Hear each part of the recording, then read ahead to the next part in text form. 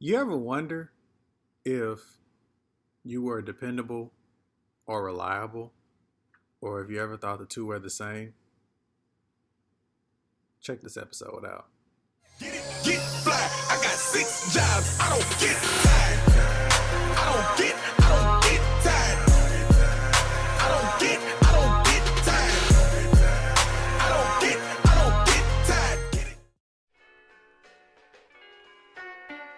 What's going on, everybody? This is your favorite YouTuber, Bertie Coleman III, and this is the season 2, episode 2 of the Road to the Doctorate. I am sorry for keeping you guys in the dark for so long and keeping y'all waiting. A lot has happened during the coronavirus. Me being an educator, I've had to transition to long distance teaching.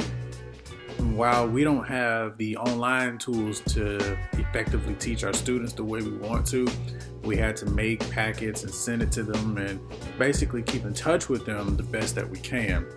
Some have reached out to me, some have told me great news about the ACT, and I couldn't be happier about that. I could care less about anything else. I wanted to know how they did with the ACT because I know that they're going to do well with adjusting to being at home because a lot of them didn't like coming to school. But it gave me a good sign.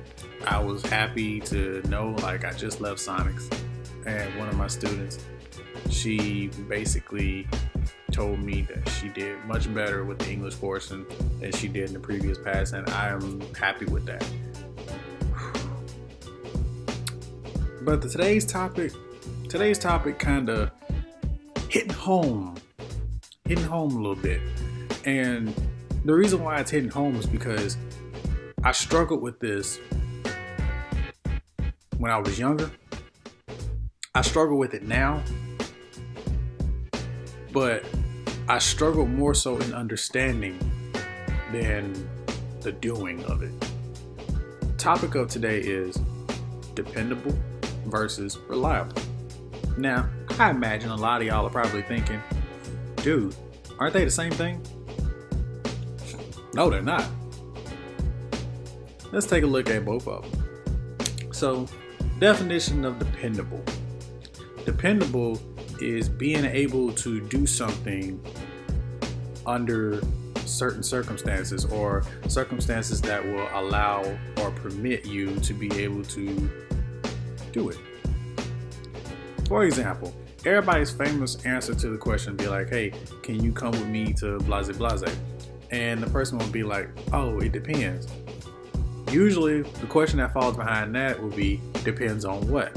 So when you think of dependable, that person can do whatever you need them to do, but it comes with conditions.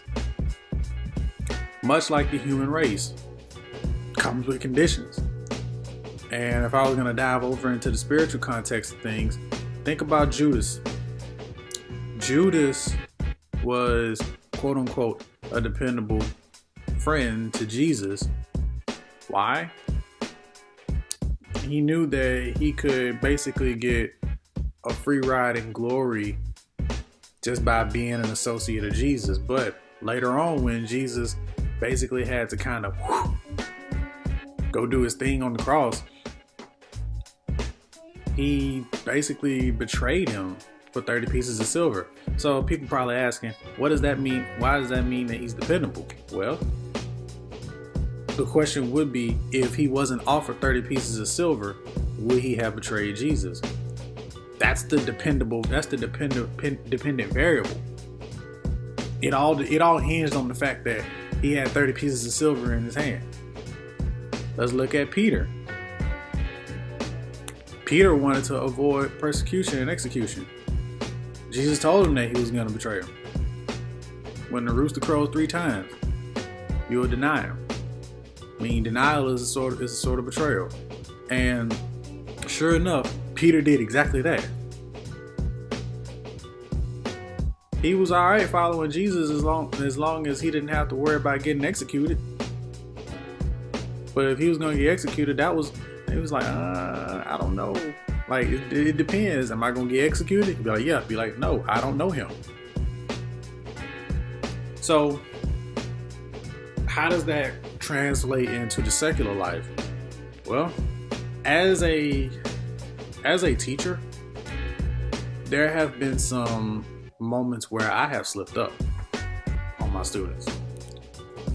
For example, a lot of times I like to try to be there for my students when I can, because I don't want them to have to go without some kind of support, because I know most of their parents either can't or won't come to their games or other events that are out there.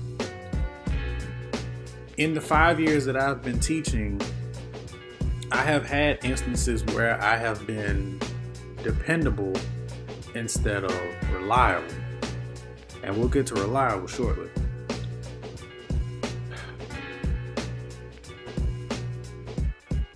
There have been things like schedule conflicts, sicknesses, other responsibilities that I've had. It wasn't exactly things that I could avoid per se, but it was things I could have probably managed my time better on. One of the most heartbreaking events was a particular basketball game in the playoffs. I think it might have been my second year of teaching. We had went to the playoffs, and I wanted to go really bad. However, I couldn't tell my students I'll come and then don't show up. I told them, I said, it would depend. And they was like, what do you mean? It depends on how good I'm feeling, because I'm technically kind of sick right now. I really shouldn't be at work. And sure enough, 2 days afterwards, I get really, really sick. Now, was this something that I could help? No.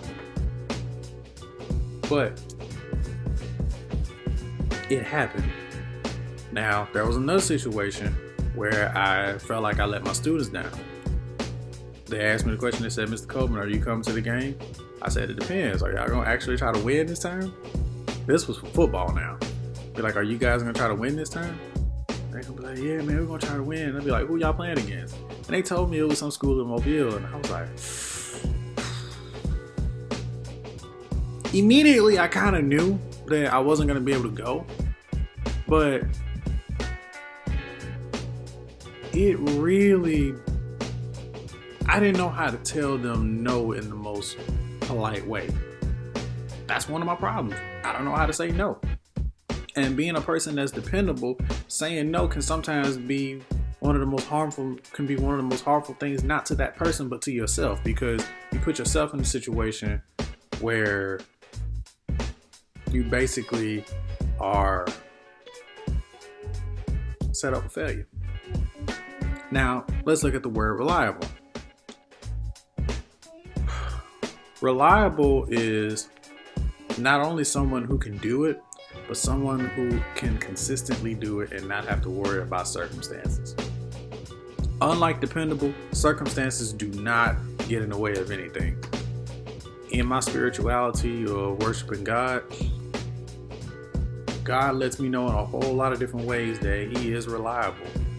He very much is reliable, and He will always come through on His word, no matter what. There is nothing that will stop God from being able to set forth what He set out to do. And if I had to use a physical example, I would say my mother. My mother is a very reliable woman.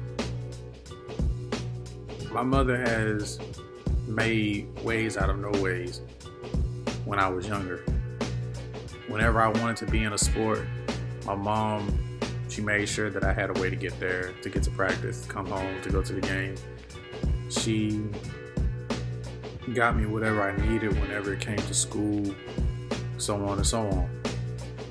Just like that, in my teaching life, there have been some things that I have been reliable on. When my students need advice, I try to give them the best advice that I can. They always come to me. They say, man, Mr. Coleman, we need your advice about this, this, and this. We need your opinion on this, this, and this. What should we do? How do we do this? that is one of the things that as a teacher that I have found myself to be reliable in. And I enjoy that. I enjoy being reliable in the things that matter most. I would like to be reliable in everything that I do, but I realize that I can't. Sometimes I am dependable. Now, one of the things I want you guys to realize is that no person can be 100% reliable. However, you can be 100% dependable. And you can also be 50-50. So why can't you be 100% reliable? Circumstances are going to come. There are some things that are going to be just out of your reach, out of your way. And most of all, there are going to be things that make you feel uncomfortable. While you're in education, if you're a teacher and you feel like that there's going to be a situation where you most likely are not going to feel comfortable doing it, don't put yourself in it. Take yourself out of the situation so you do not become a dependable person as much as you want to be a reliable person.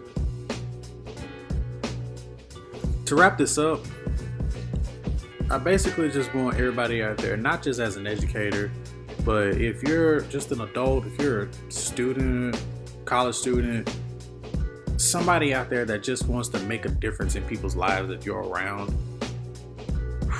learn how to pick the right situations to where you can be reliable and not pick every situation to where some you may end up being dependable. Because remember, if you're dependable, that means you got circumstances that are there.